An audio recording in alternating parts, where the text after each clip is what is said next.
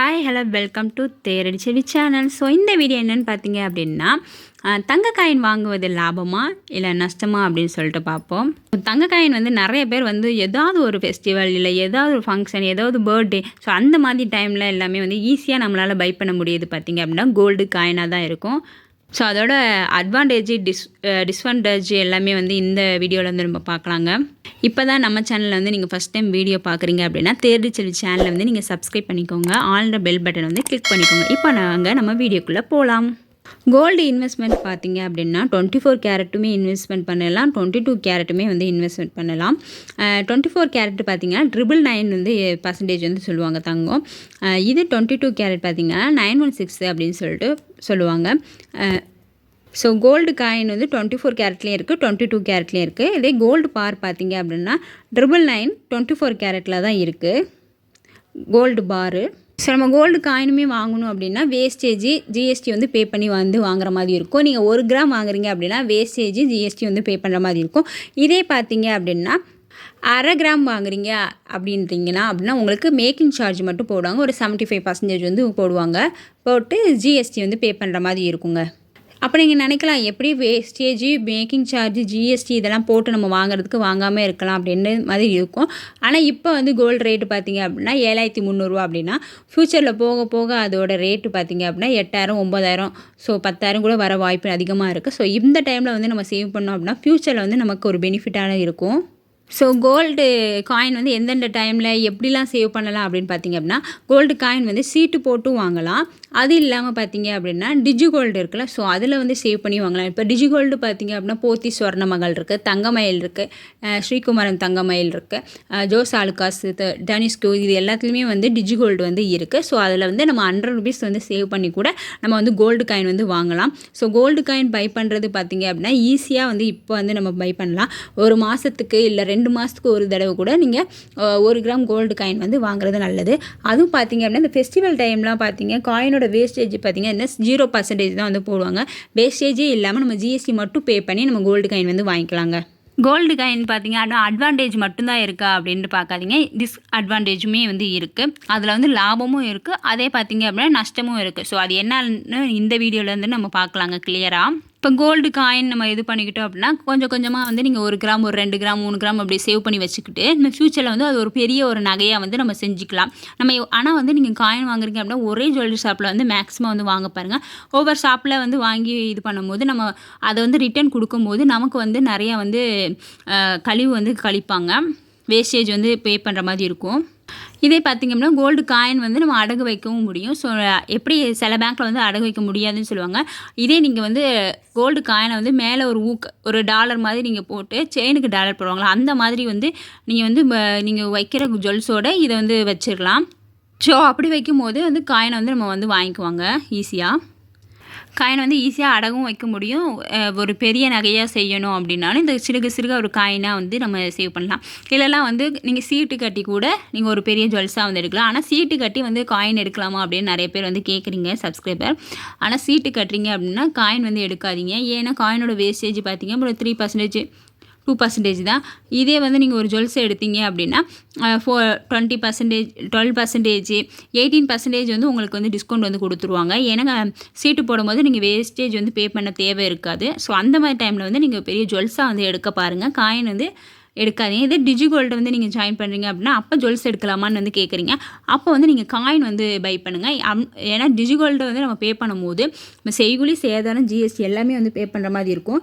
நான் வந்து தங்கமயில் உள்ளது போட்டிருக்கேன், போத்தி சொர்ண மகள் டிஜி கோல்டு வந்து நான் போட்டிருக்கேன். நீங்கள் எவ்வளோ அமௌண்ட்டு பே பண்ணால் நம்ம எவ்வளோ தங்கம் வந்து பெற முடியும், இது வந்து நமக்கு ப்ராஃபிட்டாக லாஸாக அப்படின்றது ஒரு கிளியராக வந்து வீடியோ வந்து போட்டிருக்கேன். ஸோ நம்ம சேனல்லே வந்து நான் கொடுத்துருக்கேன். எம்எம்டிசி அப்படின்னு பார்த்தீங்கன்னா metal and mineral trading corporating of India அப்படின்னு சொல்லுவாங்க. இது கோல்டு பியூரிட்டி பார்த்தீங்க அப்படின்னா 22 கேரட் இருக்குது, 24 கேரட் இருக்கா. 22 கேரட்னு பார்த்தீங்கன்னா 91.6% 916 அப்படின்னு சொல்லுவாங்க. 24 கேரட் பார்த்திங்கன்னா 999% வந்து சொல்லுவாங்க. நம்ம வந்து டிஜி கோல்ட்லேயும் வந்து நம்ம தங்கம் வந்து வாங்கலாம். ஸோ காயினாகவே வந்து வாங்குங்க. இதோட வீடியோ வந்து நம்ம சேனலில் வந்து இருக்குது. ஸோ நீங்கள் ஃப்ரீயாக இருக்கும்போது வந்து செக் பண்ணி பார்த்துக்கோங்க. இதே காயினோட அட்வான்டேஜ் பார்த்தீங்க அப்படின்னா வேஸ்டேஜ் மேக்கிங் சார்ஜ் எல்லாமே வந்து லோவாக இருக்கும். மேக்ஸிமம் பார்த்தீங்கன்னா 1% இருந்து ஒரு 3% அப்படி இருக்குது. ஆனால் 4%, 6%, 8%லாம் வந்து இருக்குது. நம்ம சேனல்லே வந்து 27 வந்து கோல்டு ஜுவல்லரி ஷாப்போட வேஸ்டேஜ் கம்பேரிசன் வந்து நான் போட்டிருக்கேன். எந்தெந்த ஷாப்பில் வந்து காயினோட வேஸ்டேஜ் எவ்வளோ இருக்குது அப்படின்னு சொல்லிட்டு ஒரு கம்பேரிசன் வீடியோ வந்து போட்டிருக்கேன். ஸோ நீங்கள் ஃப்ரீ டைமில் இருக்கீங்க அப்படின்னா அந்த வீடியோ வந்து செக் பண்ணி பார்த்துக்கோங்க. மேக்கிங் சார்ஜ் பார்த்தீங்க அப்படின்னா ஒரு 75%, 75 ரூபீஸ் வந்து போடுவாங்க. அதுவும் வந்து 100 mg அரை எம்ஜி இருக்குல்ல, ஸோ அதுக்கு தான் வந்து போடுவாங்க, அரை கிராமுக்கு. இதே நம்ம ஒரு கோல்டு காயின் வாங்குகிறோம் அப்படின்னா நம்ம வந்து ஈஸியாக வந்து ஒரு இடத்துல வந்து நம்ம ஸ்டோர் பண்ணி வைக்க முடியும். இதே ஒரு நகை வாங்குகிறோம் அப்படின்னா அதுக்குன்னு ஒரு பெரிய இடத்த வந்து இது பண்ணணும், அதுக்குன்னு ஒரு பெரிய ஸ்டோரேஜ் பாக்ஸ் வந்து ரெடி பண்ணணும். ஆனால் இது அப்படி கிடையாது, ஈஸியாக வந்து நம்ம ஸ்டோர் பண்ணி வச்சுக்கலாம். இதே நம்ம ஒரு ஜுவல்லரியாக வந்து பை பண்ணும்போது ஒரு 10லேருந்து ஒரு 30% வந்து வேஸ்டேஜ் வந்து பே பண்ணுற மாதிரி இருக்கும். அதுக்கு பதிலாக வந்து நம்ம காயின் வாங்குறது வந்து வேஸ்டேஜ் வந்து பெஸ்ட்டாக வந்து இருக்கும். ஏன்னா இதோட வேஸ்டேஜ் பார்த்திங்க அப்படின்னா கம்மி. இதே ஜுவல்ஸோட வேஸ்டேஜ் வந்து கொஞ்சம் ஹை. இதே காயினோட டிஸ்அட்வான்டேஜ் பார்த்தீங்க அப்படின்னா மேக்கிங் சார்ஜ் வேஸ்டேஜ் வந்து பே பண்ணுற மாதிரி இருக்கும். 1லேருந்து 5% வந்து நம்ம எப்படியும் பே பண்ணுற மாதிரி இருக்கும். ஸோ மேக்ஸிமம் பார்த்தீங்க அப்படின்னா காயின் வந்து வேஸ்டேஜ் வந்து ஒரு 2%, 3% தான். அதுக்கு மேலே வந்து வேஸ்டேஜ் கொடுத்து காயின் வந்து எடுக்காதீங்க, அது வந்து நமக்கு ரொம்ப லாஸு. நம்ம 1%, 2%லே என்ன காயின் வருமோ அதைவே வந்து நீங்கள் பை பண்ணுங்கள். 3% கூட அதிகம் தான். ஸோ அந்த மாதிரி இது வந்து நீங்கள் பை பண்ணாதீங்க. வேஸ்டேஜ் வந்து அதிகமாக கொடுத்து காயின் வந்து எப்பவுமே வந்து பை பண்ணாதீங்க. ஜிஎஸ்டி எப்பயுமே வந்து பே பண்ணுற மாதிரி இருக்கும். ஜிஎஸ்டி பார்த்திங்க அப்படின்னா 3% தான். சென்ட்ரலோட ஜிஎஸ்டி அப்புறம் ஸ்டேட் போர்டு இருக்குல்ல, அதோட ஜிஎஸ்டி பார்த்திங்கன்னா 1.5 இதில் சேர்த்து தான் 3% வந்து நம்ம ஜிஎஸ்டி வந்து பே பண்ண மாதிரி இருக்கும். ஆனால் ஸ்டோரேஜ் ரிஸ்க்கு அப்படின்னா, ஆனால் ஈஸியாக வந்து ஒரு இடத்துல வந்து ஸ்டோர் பண்ணி வச்சுருவோம். ஆனால் அந்த ஸ்டோர் பண்ணது வந்து நம்ம எங்கேயாவது மறந்துட்டோம் அப்படின்னா அதை வந்து கண்டுபிடிக்கிறது வந்து ரொம்பவே வந்து ரிஸ்க்கு. எங்கன்னா ஏன்னா அது குட்டியோண்டு பொருள் தானே, அந்த குட்டியோண்டு பொருளை வந்து ஈஸியாக வந்து ஸ்டோர் பண்ணி வச்சுக்கலாம். ஆனால் அந்த ஸ்டோர் பண்ண இடம் வந்து நம்ம கண்டிப்பாக தெரியணும். அப்படி தெரியலை, எங்கேயாவது மறந்துட்டோம் அப்படின்னா அதை வந்து நம்ம தேடிட்டே இருக்கணும். அதனால் அது வந்து ரிஸ்க் அப்படின்றத நம்ம எக்ஸ்டெண்ட் பண்ணிக்கோங்க. இல்லைனா பேங்க் லாக்கரில் வைக்கிறீங்க அப்படின்னா அதுக்குமே ஒரு சார்ஜ் வந்து நம்ம பே பண்ணுற மாதிரி தான் இருக்கும். அதனால் அதுவுமே வந்து நமக்கு டிஸ்அட்வான்டேஜில் வந்து நம்ம போகுது, நிறைய குறைகளில் போகுது. இதே பார்த்தீங்க அப்படின்னா 24 கேரட்டுக்கு வந்து லோன் வந்து கொடுக்கறது வந்து ரொம்பவே வந்து கொடுப்பாங்க, ஆனால் ரொம்ப வந்து கஷ்டம் 24 கேரட்டுக்கு. இதே அடகு வைக்க பார்த்தீங்க அப்படின்னா சில பேங்க்கில் தான் வந்து கொடுக்குறாங்க லோனு. அதுவுமே பார்த்தீங்க அப்படின்னா 22 கேரட்டாக இருந்துச்சுன்னா உடனே ஈஸியாக வந்து நம்ம வந்து காயினை வந்து அடகு வைக்க முடியுது. இதுவுமே காயினை வந்து நீங்கள் டேரெக்டாக இது பண்ணாமல் ஒரு ஊக்கு மாதிரி பண்ணிக்கிட்டீங்க அப்படின்னா நம்ம வந்து செயினில் வந்து யூஸ் பண்ணுற மாதிரி யூஸ் பண்ணிக்கலாம். இல்லை குழந்தைங்களுக்கு நம்ம செயின் வாங்குகிறோம் அப்படின்னா அதுக்கு வந்து டாலராக கூட நம்ம யூஸ் பண்ணிக்கலாம்.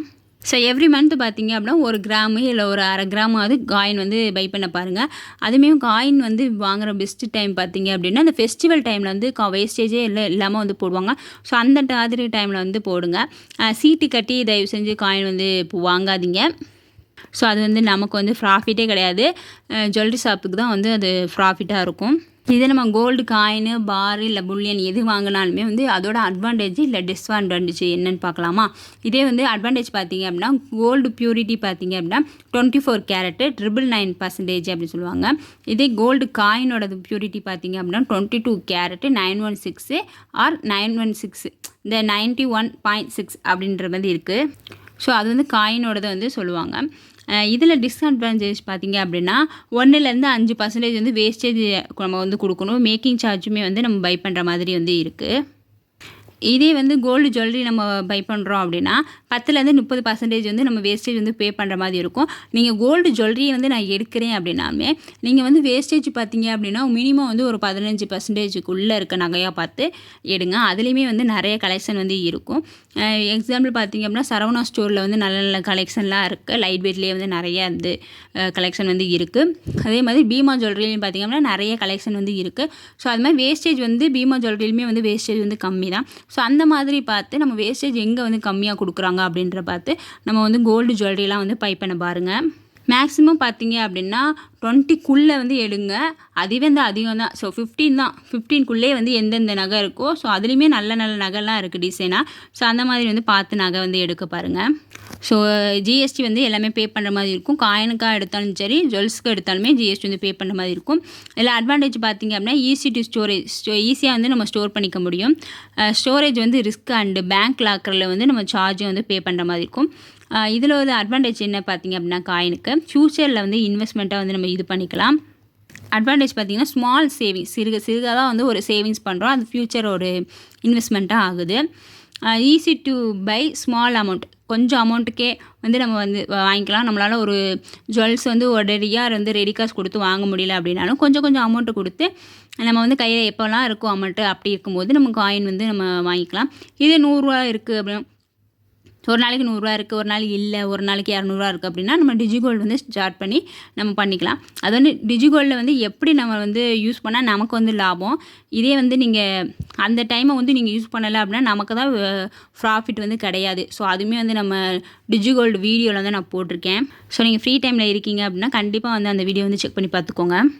ஸோ டிஜிகோல்டில் யாரெல்லாம் ஜாயின் பண்ணியிருக்கேன், இல்லை நான் வந்து ஆல்ரெடி வந்து சேவ் பண்ணிகிட்டு இருக்கேன், இல்லை நான் இனிமேல் தான் வந்து ஜாயின் பண்ண போகிறேன் அப்படின்றவங்க கண்டிப்பாக வந்து அந்த வீடியோ வந்து பாருங்கள்.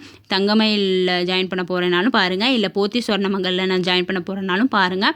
நீங்கள் எந்த டைமில் வந்து சேவ் பண்ணால் நமக்கு ப்ராஃபிட்டு, இவ்வளோ தங்கம் வந்து சேவ் பண்ண முடியும் அப்படின்னு சொல்லிட்டு ஒரு வீடியோ வந்து நான் போட்டிருக்கேங்க. நம்ம கையில் வந்து எப்பப்போ காசு இருக்கோ அப்போல்லாம் வந்து நம்மளால் முடிஞ்ச அளவுக்கு கோல்டு காயினை வந்து சேவ் பண்ண பாருங்கள்.